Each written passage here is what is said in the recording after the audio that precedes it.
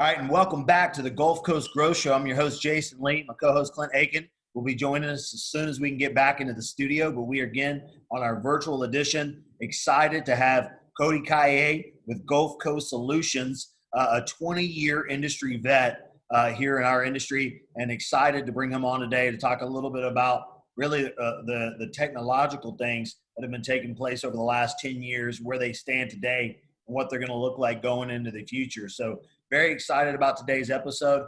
As you know, we're consistently and constantly trying to stay in tune with the changes that are taking place and keep you informed because ultimately we're here to take care of not only our stakeholders, but everybody that really encompasses anything coming in and out of this ship channel, oil and gas, petrochem, logistics, transportation. If it has something to do with the Gulf Coast, we're going to talk about it on our episodes. And so, Cody, thanks for joining us today, man. It's exciting. I've been chasing you down for a while to get you on here. I'm excited to have you on. Why don't you tell everybody a little bit about your history and a little bit about some of your background and what you guys do, and then we'll dive into the agenda for today. Sure. Thanks for having me. I'm excited to be part of the show. So I'm president of Gulf Coast Solutions. We're a small boutique firm that services the industrial services, construction industry, oil and gas. I've been doing this for, like Jason said, 20 years. Born and raised in the Gulf Coast, family and friends all work in the industry, real close ties. Our parents were small business owners. So, I've got a real special spot for businesses trying to make it in this industry. And so we've leveraged that into our company. About 8 years old, about 10 to 15 people right now, working on a variety of services and products in this industry with the single focus of providing sort of a speed to value approach to everything we do, right? We have a lot of expertise. We've done a lot of solutions, a lot of best practices, and we try to help companies in this industry sort of fast forward themselves a little bit through that process to build upon that without having to undergo huge projects. And great teams, like I said, specialized, boutique, and it's just a real fun little company to be around. I'm excited to be part of it. Fantastic. So we know that here in the industry, we've seen essentially a pause on some major projects, a lot of work. I know a lot of the subs and even maintenance companies have been, not able to get behind the gates. It's just been essentially essential personnel. Now, I know in talking to you, you've managed to stay busy. I know there was a dip there for a while, but they brought you, you've been brought back, but that's because of the solutions that you provide. And I think a lot of the solutions we're starting to see are getting essentially pushed fast forward, right? So the need for better technology, the need for usage of technology, I think sometimes we often run into whether it's used and or maximized to the best of its benefit. And so when you mentioned earlier in describing your company, you talked about speed and efficiency. And so I think efficiency and speed was the purpose of today's call is what things are changing, what are we seeing? So but before we dive in for the audience, why don't we talk a little bit about what's happened in the last 10 to 15 years? Where have things come from? And then we'll dive into where they're at today and potentially talk about where they're going to be going in the future. So give us a little backdrop. Sure. Yeah, no, it's been a wild couple decades. I mean, if you look back 10, 15 years, certain things that are just ever present right now, mobility and cloud, just didn't even exist. So, when I first started in this industry, the pay to play from a contractor standpoint was much lower. Things like exporting and with client systems or daily cost reports, or heck, even automated time tracking were once considered innovative. And now owners have sort of pushed that ball forward, and the companies that have embraced technology have sort of pushed that ball forward. So the pay to play today is just so much higher than it was a decade ago, and contractors are being asked to do so much more. The owners have systems in place, they have technology in place to help them reconcile and catch discrepancies, and it sort of really puts a pressure on the contractors to keep up. And the ones that have embraced technology to try to keep up, they're able to keep up, but the ones that haven't, they just get further and further behind. And so that's been one of the huge changes I've seen, Jason, that I think is sometimes when you reflect a little bit, you don't realize how far people come. It wasn't that long ago that simply giving them a daily cost report was great. And now we're talking about mobility and machine learning and proximity detection and things that are just wasn't unheard of not too long ago. So another thing I think has changed a lot is over the last 10 to 15 years, people focused a lot on what I kind of call back end processes, right? We're trying to just get things more efficient on the back end, invoicing more efficient or cost reporting more efficient or things like that. And I think we've hit a peak there where that's going to sort of go away. I think now everybody will start focusing on both ends, both the owner end and the contractor end, on all front end technologies. And whether it's things like work site planning or inspection tools or advanced staffing tools, forecasting, things like that, safety. I think that's where you're going to see a huge push. At some point, we can only optimize so much in the back end. And the sort of the ROI is not quite there for some of those companies. But it does put those companies that did not invest in those technologies, it puts them even further behind because they don't have a baseline to work against. So it's really interesting to see if you were starting up a mid-sized service provider company today, where you have to get to just to sort of be in the game. Whereas say 15 years ago, the entry point was a lot lower. It was more about doing the work. Now you have to do the work and also provide all these data points. And the position itself of what I would call project accounting, or that name, to me has transitioned from a person who's in charge of actually counting on the field, cost, time, labor, to sort of where it's going to go is someone who's going to be accountable for the data in the field. And that's going to be a lot more than just accounting data. And there'll be safety data and inspection data and things like that. And that's going to sort of add a whole new dimension to sort of job site tracking and accountability. Yeah, so I think you hit the nail on the head. It's becoming apparent and obvious as almost these types of events are usually monumental for separation or really filtering out of the crowd, right? So I think we're going to see a lot of people who potentially won't be on the other side of this thing, potentially brought into other companies, kind of engulfed into somebody else solely because they weren't out in front. So Yep. for those that are potentially in the contracting space and they're looking to stay relevant, they're looking to in today's environment, the kind of the critical things that they need to be considering to be relevant. What are the technological things that they should be taking into consideration in today's environment? And then also, how can they add immediate impact? What are some things that they can do that are potentially going to help them? Because I know everybody right now is looking at, it's hard to talk to somebody about investing, right? Meaning investing in, because they're concerned about where they're going to go. But, I told somebody the other day, I said, the one thing that I'm confident of is sitting still because you lack confidence. Well, ultimately, I'm confident that it will kill your business. You have to be taking action, especially in an environment like now, because this is a chance to differentiate yourself. So tell us a little bit about some of the technological things people should be paying attention to, especially behind the gates, and some of the things that we need to be seeing.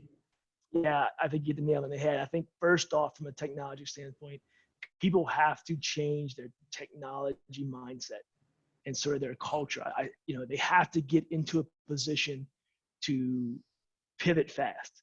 And some of these companies, their technology process, their teams, their culture, whatever you want to call that, are just not designed to pivot fast. So you have to change your mindset. You have to get away from these 2, 3, 4-year projects that cost $5 million, and you have to start getting into sort of MVP, which minimal viable product, or sort of proof of concept, as people call them. But you have to embark on technology projects with the mindset of start quick, find the value. If you have to, fail fast, pivot, and go on. We just don't have time anymore to spend years and years hoping to get a result. you have to get result in weeks and months. And so that's the first thing. You have to change your mindset. And second thing is you have to start looking to use your data that you've been collecting to make value. So before, people have been collecting all this data, tracking data, entering data, all these things, but they're not really using it to optimize, to do something with it. They've just been collecting it. You got to use all of those data points somehow, some way, and build upon that and go forward. And then the third thing is sort of strictly on the technology side of things. You have to figure out a way to embrace the third-party tools that are out there, from whether it's Amazon's or Google's. You have to find a way to embrace some of that, but at the same time, not go full in. So you have to be very integration oriented. You have to use the sort of the best of breed of which you've built custom, best of breed in which you've bought from, say, an ERP system, an SAP or Maximo, and then you have to go find other tools. And where I see the people that succeed the most and that will succeed the most going forward in particularly is the ones that don't get caught up in one path. They're able to say, you know what, I'm just going to take 50% from SAP, 30% from a custom system, and 20% from Amazon, and we're going to make it work. So it comes to things like work site planning, proximity detection, mobility, machine learning. Those are all areas where people are going to look to gain an advantage on the job site. And, you know, an example from COVID would happen the first month of the job site is being shut down. A customer of mine had to get back to work, but the only way the owner would let them get back to work was they needed a mobile app to track sort of screening data, right? He called it on Thursday, and people cannot go back to work without this app. And so he said, hey, listen, how fast can we get this? So we were able to get them something on the app stores by Monday, on both mobile app stores. Now, this company had no mobile apps to begin with, but what they did have is they had a lot of data. They had projects, employees all being tracked. They had already a culture of pivoting fast, and so they were able to kind of go fast. I think you're going to see a lot of that going forward, is that there'll be these moments, these small little opportunities that you have to capture, because they're going to disappear quickly. And you can't wait around talking about what should we do or trying to find all the answers out. You have to sort of get started and sort of build upon that. And I think that's going to be critical to the company in this industry of the future, for sure. Yeah, I think you just mentioned it. It's essentially we have I'm seeing more and more people in every industry getting thrust into a technological environment, and they weren't already there. Some of them are essentially filling it out. I even in my industry, I took kind of a virtual approach several years ago, and now people are coming and asking me questions about how to get into the virtual world.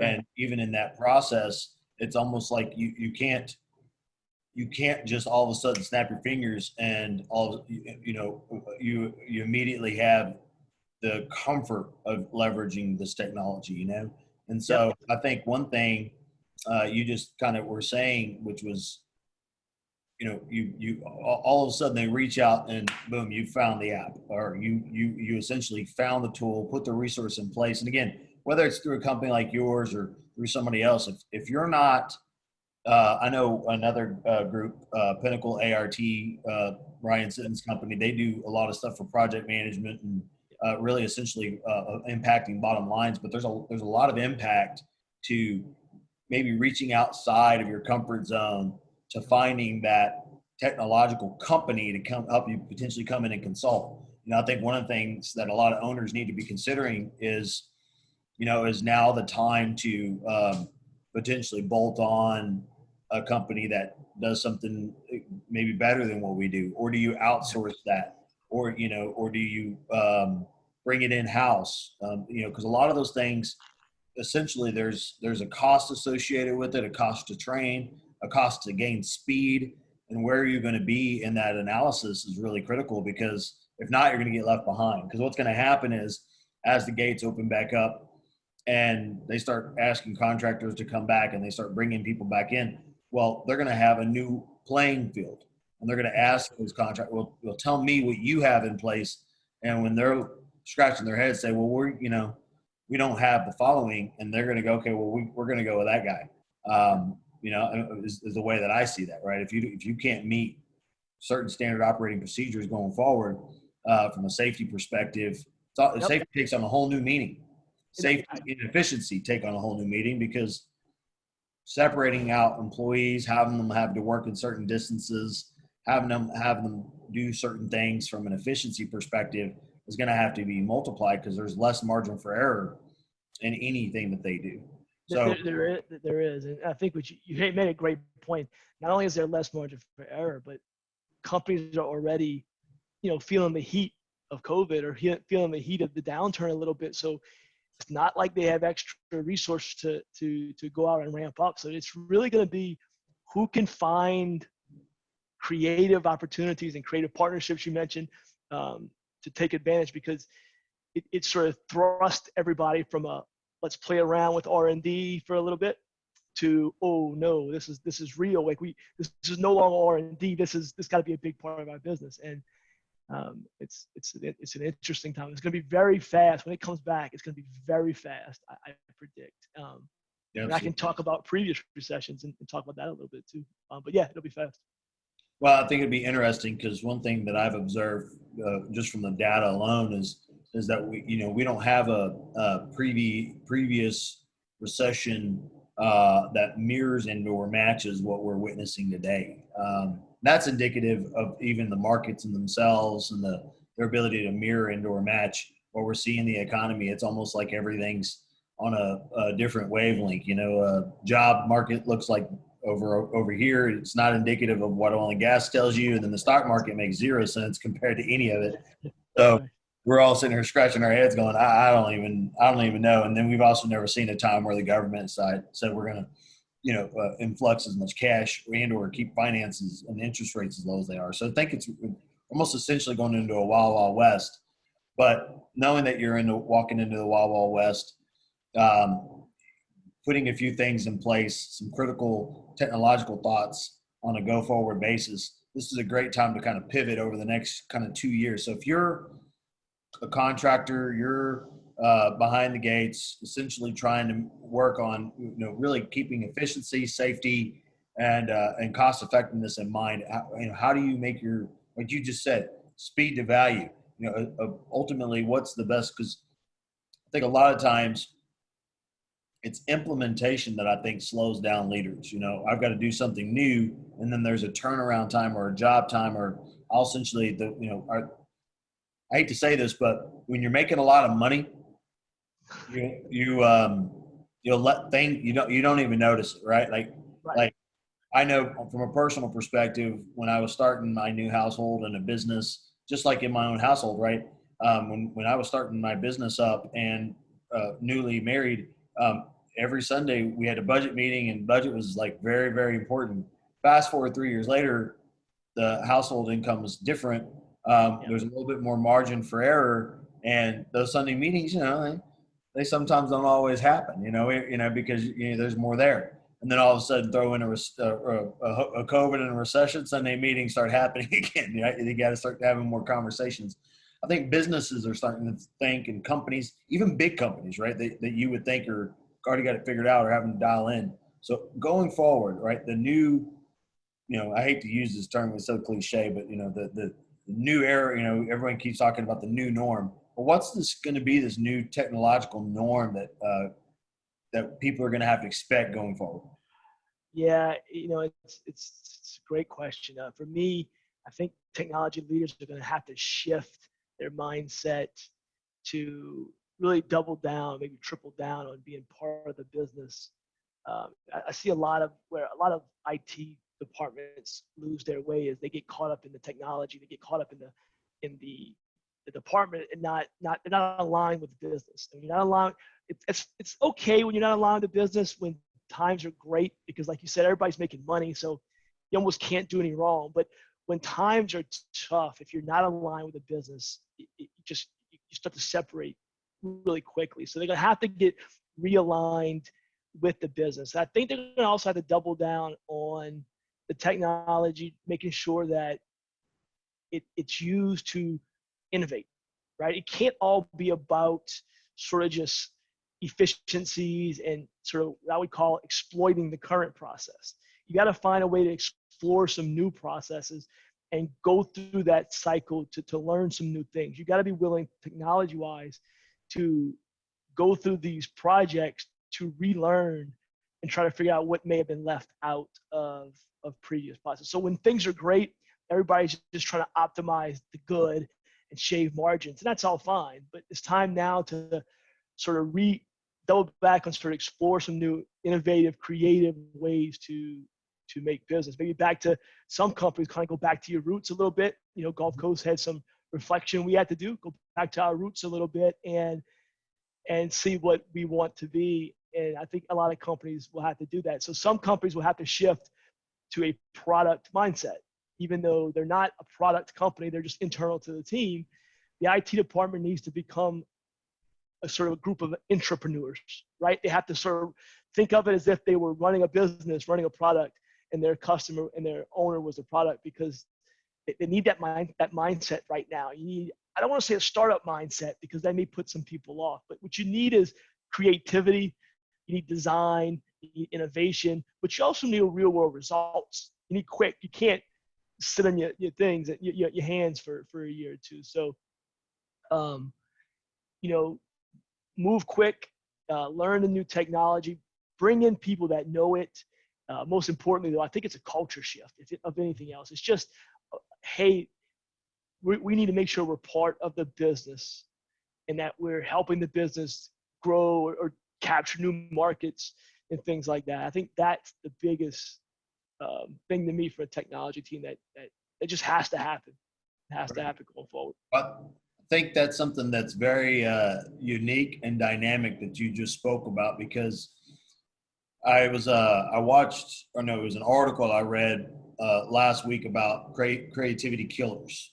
And because of the nature of business and the drive that essentially there's always this push-pull between, we have to deliver today, we have to plan for tomorrow, we have to meet essentially our bottom line while still at the same time investing. And so there's always a push. Someone that has a job and they're saying, okay, I gotta get this done. And somebody on the other end says, well, this is the most efficient way. And there's always a counter. I remember that running P&Ls for years. There was always one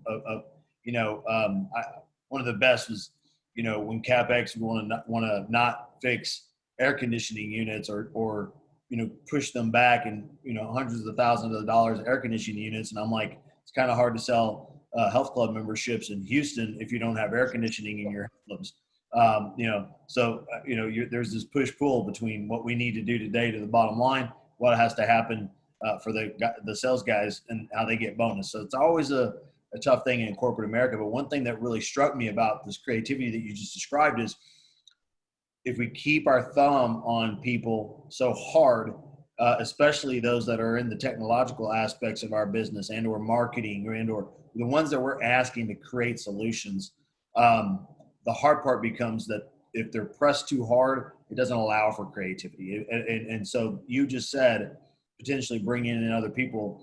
It's different when a consultant firm or a firm that specializes not in the day-to-day of, they can't get sucked into 14 conference calls. They can't get sucked into, it's the same thing I tell our business. I said, you're so busy in your business, let us take a step out and help look from a 30,000 view, because we have time to sit around during the day with outside of our client's business and think in terms of how do we get creative in solutions that you're missing, because you're literally focused on what's happening inside your walls or behind, and essentially in the plants behind the gates. So if you don't have a creativity IT team or tech team, I think you just hit that spot on perhaps a conversation with you or another consultant firm that's essentially driven towards technological advancements, speed of deliverables, how to ensure that you're impacting the bottom lines. Perhaps now's the time to start thinking outside the box to bring that type of work in, which will help me translate to the next conversation. So for those that would want to reach out and have a discussion, what's the easiest way to get a hold of you and your team? Is a discovery, if they want to have just a discovery combo, hey, I want to talk and better understand what you do. How do they reach out to you guys at Gulf Coast Solutions? Right. Yeah. If anybody wants to chat, and I love, and Jason, I love talking shop. It's one of the funnest things to do. So if you need to reach me, please do so. Our website is gcsworks.com, and there's a contact button in there. You can get in touch with us. Find me on LinkedIn. You hit me up on LinkedIn, direct message. That works great too. We have a small little podcast that we put together that you can find us on as well. But I think was that? What's the name of the podcast? Oh, it's called Business and Beers, and it's focused on business topics on two beers. Yeah, two beers. Leave it up to the Cajun guy to have a podcast with business and beers. So that's right. That's right. It's a good thing. But yeah, the website at GCS Works, and then of course, let's say LinkedIn.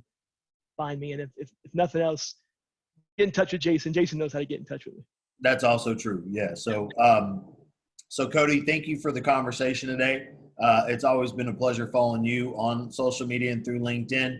I think you guys are forward thinking. It's part of the reason why I wanted to have you on the show. I believe that, and I'm seeing this essentially in my business as I'm running into companies across multiple industries that are having to make a difficult decision. Are they going to continue to push forward, or is today the time to step away?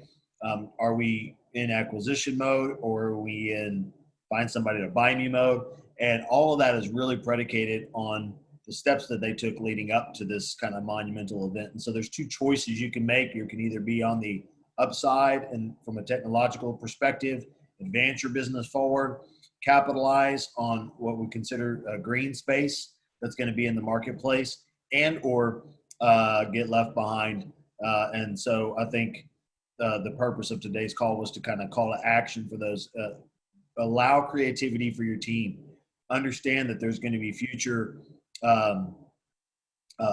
differences behind the gates. And so you can't use it as a crutch for your business. It needs to become a chance to maximize the work that you deliver through leveraging technology and understanding how to use that technology. And if you don't have an internal IT or consultant team in-house, then, not just Cody, but they're out there. So look to the professionals for where you might have gaps and look to close those gaps, because again, we know that ultimately here in the great state of Texas, we are the hub, and we will continue to stay and maintain the hub of